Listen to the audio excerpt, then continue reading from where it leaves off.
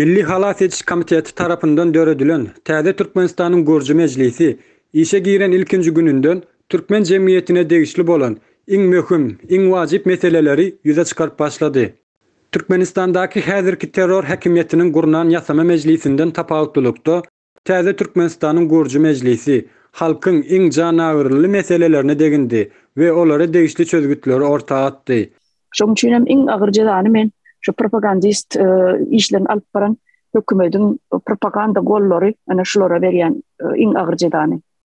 100 ýyldan gowrak wagt bäri öz hakykatlaryndan, ruhu guruluşundan uzaklaşdyrylan Türkmen jemgyýetini täzeden aslyna döndürmek üçin herekete geçdi. Gurji Mejlis agzalary halkyň ýakyndan agara baglanşygy bolan düýp meseleleri ýüze çykarmak bilen öz düşünjelerini, pikirlerini we tekliplerini dile getirdiler. Hem-de ses berilişik geçirdiler. Türkmenistanda saýlaw geçirmek üçin gerekli normativ akitlaryň ýoklugy, saýlaw hukugynyň we kanunlaryň işlemeýändigi Türkmen jemgyýetiniň syýasy taryhynda ilkinji gezek Gurji Mejlis ýygnanşygynda agzaldy. Adatdan daşary ýagdaýy öýlan etmek, guramaçylykly jenayetçi topary kaziýet jogapkärçiligine çekmek üçin edenetdiliklerine at goýmak, Türkmenistanda häkimiýeti bir kanun eýlap oturan jenayetçi topary guramaçylykly terrorist topar diýip öýlan etmek hem-de terroristlerden näkil goranmaly diýilen meselelerde mejlis agzalary dürli pikirleri we teklipleri ortaga atdylar. Mejlis ýygnanşygy guramaçylykly terror topary tarapyndan alynan kararlaryň hiççilik güýjüniň ýoklugy we terror toparyň kararlary esasynda bir kanun türmelere basylan ähli tutsaglaryň boşadylmagy baradaky meseleleri bilen oturumuna dowam etdi.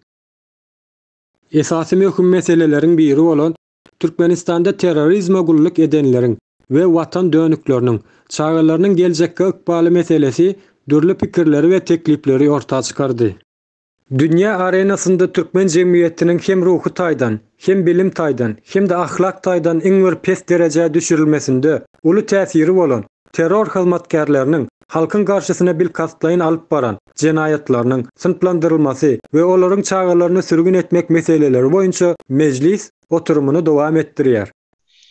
Bir Afrikan bir döwleti bilen gürleşip şulary ularlaryny öwrenemek, şo taýyk sürgün etmeli kendiň. Şolary görsünler. Sürgünün nämedigini, o halky dämçi sürgün edýär. Şu sürgüne gatnaşan adamlar gaty kendir. O şuňa teredi oturan tobaşçylar olmadyr. Sezini çykarman. Ýöne şu atly halkyň ýurdu terk etmesi sürgünün bir formasydyr. Gurji Mejlis oturumynyň Halkyň Sesi YouTube kanaly arkaly görkezilýän ýaýlymlary halk köpçüligi tarapyndan uly gyzyklanma bilen ýygyderli seredilýär. Döwlet halk tarapyndan gurulan halatynda hakyky manyda döwlet bolup bilýär. Gurji Mejlis oturumlaryna halk tarapyndan bildirilýän gyzyklanma we gün-günden artýan talap bolsa Täze Türkmenistanyň gurulma ugrundaky söwüşi barha güýçlendirýär.